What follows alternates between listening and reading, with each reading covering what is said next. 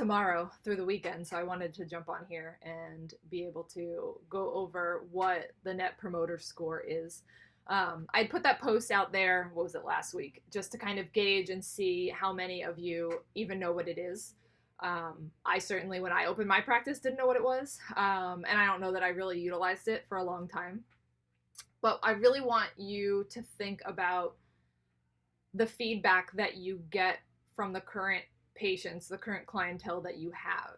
Do you get feedback from them at all other than them being like, "Oh, thanks, honey, it was a great treatment session today"? Like, what objective data do you have for your patients and their satisfaction with your company? Do you do surveys when they're discharged? Do you send out something, having them rate the level of care that they received from you? I can tell you from the beginning, I definitely did surveys, and I still do. We still give surveys to patients that are discharged, but you also have to think that surveys on discharge can be very skewed because, to be honest with you, I want to know the feedback from patients that dropped off. I want to know, why did they drop off? Did they drop off because they were unsatisfied with the service that we provided? What was the situation behind it? So if you're just doing a survey on discharge, or you're just asking for their feedback on discharge, I don't think you're going to get as clear of a picture as if you ask this of everybody. So your Net Promoter Score is a number. It's a range from 1 to 10. Okay, so asking your patients, and this can be completely anonymous, but asking your patients how likely they are to recommend you and your services to somebody else. So if a patient rates you a 9 or a 10, obviously they're extremely happy with you, and they're gonna be your voice out in the community, sharing what you do to other people and kind of spreading the word about your business. If they are a 7 to 8, that's kind of called the they're not gonna really talk necessarily favorably about you, but they're not going to talk poorly about you either. They're just kind of indifferent, right? And then anybody below that is going to be the patients that aren't going to spread good news about your business. So maybe they were mad about, a cancellation fee, or maybe they're mad because you billed them all of their copays at the end and they weren't expecting it. It could have nothing to do with treatment, but their overall perception of the service that your facility provided them. So what you want to do is you want to ask everyone how likely they are to recommend you, and you want to take all of your 9s and 10s, and you want to minus the number of people that give you anywhere between a 1 and a 6. Okay, so you're taking all of your good word of mouth patients and then minusing it by the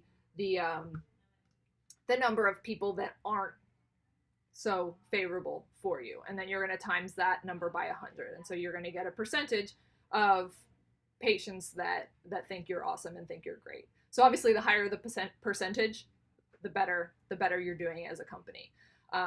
So I think it's super important, if you're a very forward-thinking company, and how you can make improvements and how you can better your services and communication with patients, and flexibility and everything that your patients are craving.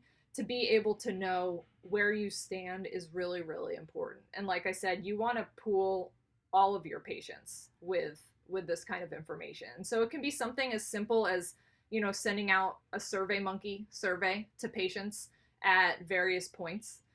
Maybe it goes out to all your patients at, the first of the month, every month, or once every other week.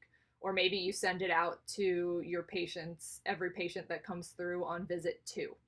And send it out that way. And if you have a patient drop off, make sure you're certainly sending it to them too, so that you're getting, like I said, that real feedback from patients as to why. So I think if you're not doing that, it's a good thing to really start considering doing, to know where your gaps lie and how patients really are thinking about you.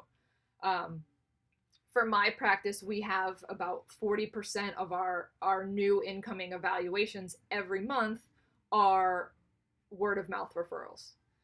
And that's huge. That doesn't cost me anything. I'm not spending marketing dollars on social media advertising or Google AdWords. I'm not spending, time knocking on doctors' doors and trying to get more referrals. So that's 40% of my patients that strictly are coming to us because they've heard great things about us. Their neighbor has been to us, their daughter has seen us, their grandfather has been to us, you name it. And that to me, and that to most businesses, is the most powerful thing that you can have in terms of marketing and getting and bringing in new business to your company.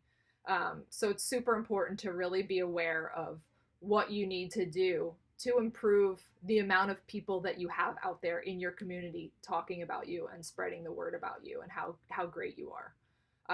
So if you have any other questions, I'm super happy to answer them. I think this is something that am fairly new to start doing, and it's just going to continue. With today's day and age, and patients more involved in their care, being the consumer of their health care, they're not just going where the doctor tells them anymore. They're not just going where their insurance tells them to go. They're taking it into their hands more, and so making sure that they are a satisfied customer is super key to the success of your business. So with that being said, if anyone has any good experiences with, or tips, techniques, anything in terms of being able to get a net promoter score for your patients, I'd love to hear it. I'm sure the group would love to hear it as well, to be able to know, kind of the easy ways to do it. But other than that, I hope everyone is having a great week, and I'll talk to you guys soon.